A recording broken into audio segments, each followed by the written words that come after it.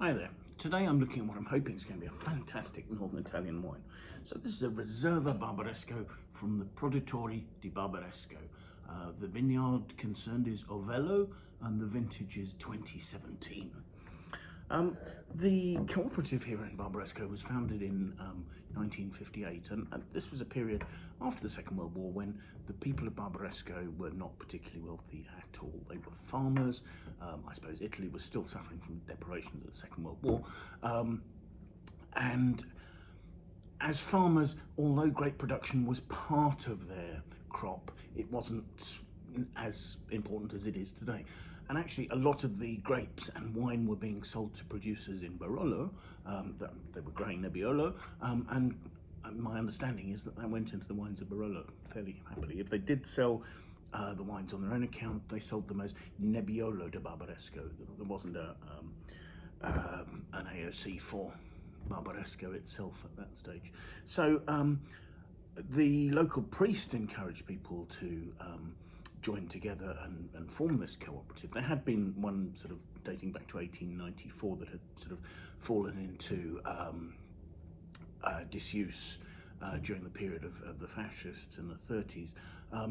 But by starting a cooperative, they were able to make use of government support and the close support of Don Fiorengo Marengo, the priest, was quite important to begin with. I mean, in fact, I think the first three vintages were made in the cellar of the church before they found a winery.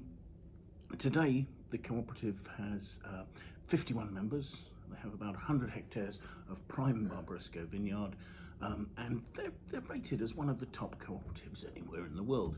All the vineyards are looked after by their individual families. They're not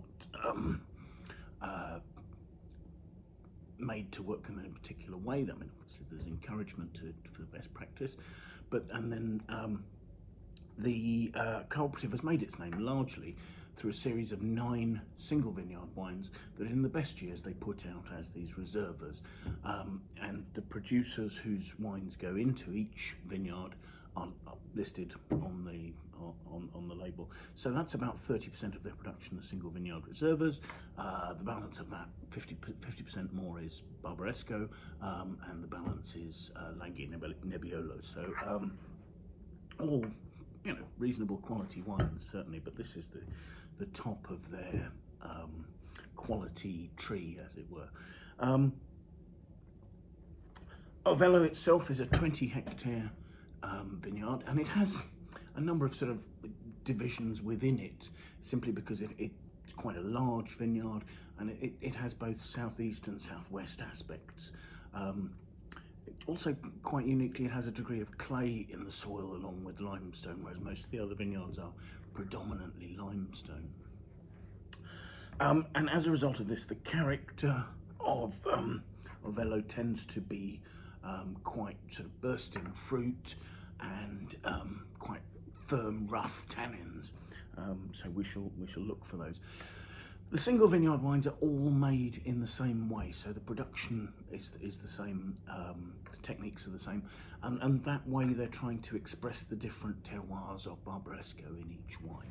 So this is a numbered bottle. It's number 1897 of 17,744, made in 2017. So winemaking, the wine ferments in tank. It's quite carefully temperature controlled. They keep it to 30 degrees, and cuvation, the skin contact, goes on for 28 days. The wine does its malolactic conversion in tank before being run into oak.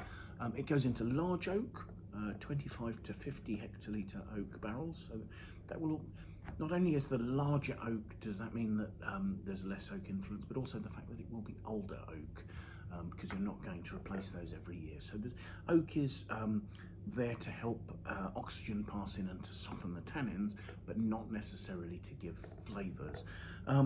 So let's have a look at the wine, shall we? Starting off, I mean, classically for the variety Nebbiolo, this is quite a pale colour. There's quite a dark ruby note, but it's very easy to see through. This is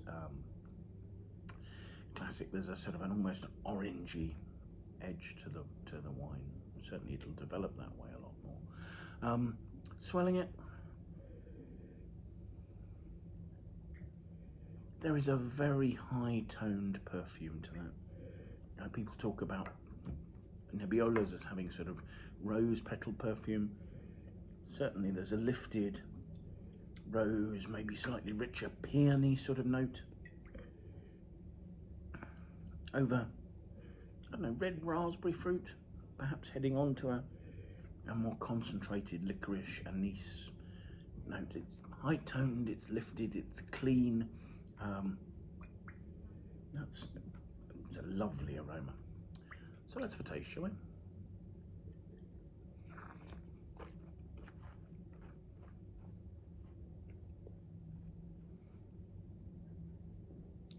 That's deliciously fresh and very well integrated.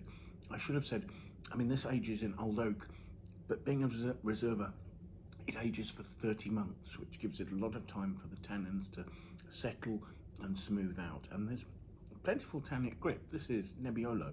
The tannins are very fine and they're very present, but there's a real sort of velvety texture to them. They're not gritty or drying, or not, well, not particularly drying.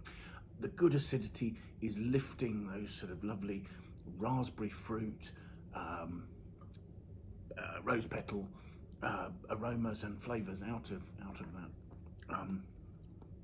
There's a little oak spice at the finish. The wine, according to its label, has 14.5% alcohol, and that's making it sort of medium to full bodied. It's got plenty of presence, but it's not a huge blockbuster wine. It's got this lovely elegance thanks to its fine structure, fine, quite firm structure, lovely fresh acidity, and those two play together to enhance one another. And through this, the lovely perfumed red fruit is rising very elegantly, and it's lasting beautifully as well. As a sort of I suppose there are slight sort of cocoa and coffee notes on the red fruit of the finish, and that'll be the something to do with the aging, and that will have something to do with the oak notes there as well. But the oak itself very restrained. There's not a sort of a cedary sweet spice note or anything like that. This is largely the beautiful fruit perfumes coming through here. It's expressing Nebbiolo really nicely. So yes, that was Ovello Barbaresco Riserva 2017 from Produttori del Barbaresco. Wine well worth seeking out. Thank you very much for watching. I hope you find these videos interesting.